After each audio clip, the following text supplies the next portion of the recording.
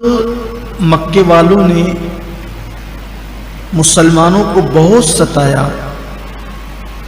تو مسلمان اللہ کے رسول صلی اللہ علیہ وآلہ وسلم کی اجازت سے مکے سے حبشہ کی طرف ہجرت کر کے چلے گئے۔ جب وہاں وہ چین سے رہنے لگے اور حبشہ کا بادشاہ نجاشی، یہ عیسائی تھے اس وقت اور یہ عیسائیوں کا ملک تھا حبشہ،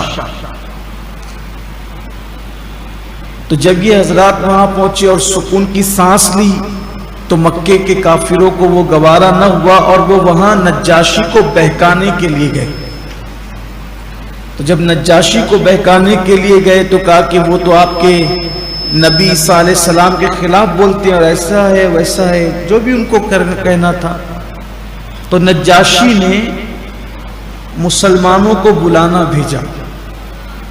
دیکھیے ایک اچھے آدمی کی پہچان کیا ہوتی ہے، جب اس تک کوئی بات آئے دوست کے متعلق یا دشمن کے متعلق تو پہلے وہ تحقیق حال کرے۔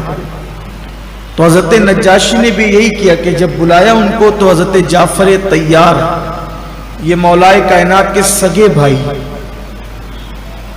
تو حضرت جعفر ابن ابو طالب ان کی قیادت کرتے ہوئے آئے۔ تو نجاشی کے دربار میں طریقہ یہ تھا کہ جب کوئی حاضر ہوتا تھا تو وہ سجدہ کرتا تھا، مسلمانوں نے سجدہ نہیں کیا۔ آئے تو انہوں نے، مکے والوں نے بتایا دیکھو یہ ایسے لوگ ہیں، یہ آپ کے دربار کے آداب سے بھی ناواقف ہیں۔ تو نجاشی نے پوچھا بھئی تم نے سجدہ کیوں نہیں کیا مجھے؟ تو حضرت جعفر طیار نے فرمایا ہم اللہ کے سوا کسی کو سجدہ نہیں کرتے، ہمارے مذہب میں اس کی اجازت نہیں۔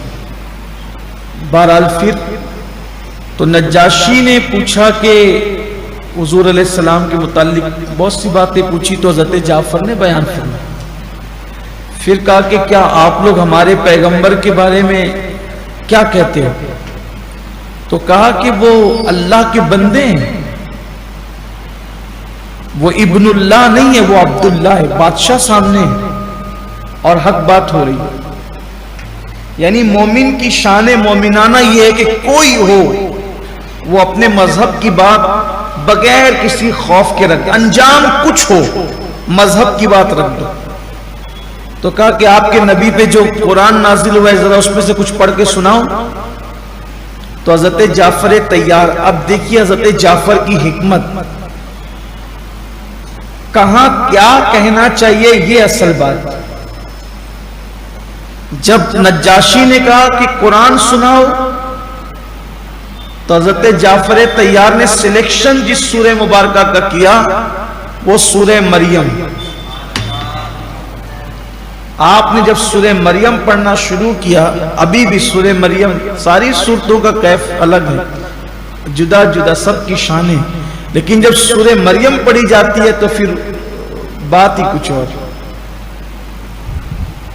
اللہ کا پورا قرآن ہی دل کو سرور بخشتا ہے، لیکن سورہ مریم کے اندر اللہ تبارک و تعالی پڑھنے والا جب پڑھتا ہے اپنی مستی میں تو بات ہی الگ ہوتی ہے۔ تو حضرت جعفر طیار نے جب سورہ مریم کی تلاوت شروع کی ہے تو نجاشی کی آنکھیں امٹ پڑی اور وہ رونے لگے، رو پڑے اور اپنے تخت سے اتر کر زمین پر بیٹھ گئے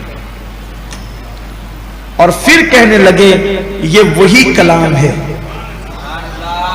یہ وہی کلام ہے جس کی بشارت حضرت عیسیٰ علیہ السلام نے دی تھی، اور نتیجتاً حضرت نجاشی مسلمان ہو گئے۔ بعض مفسرین اس طرف گئے کہ ایمان والوں کی شان، لیکن یہاں رک کر ایک بات اور کہنا چاہتا ہوں۔ غزل سن کر تو ہمیں رونا آتا ہے، گانے سن کر تو ہمیں رونا آتا ہے، کیا کبھی قرآن سن کر بھی رونا آتا ہے؟